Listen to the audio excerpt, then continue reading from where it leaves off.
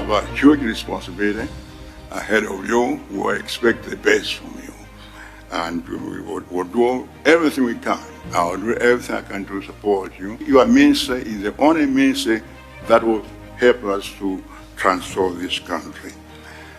So, Honourable Itaye, you have joined the cabinet at a critical moment when our nation is steadily recovering from a difficult period of economic instability.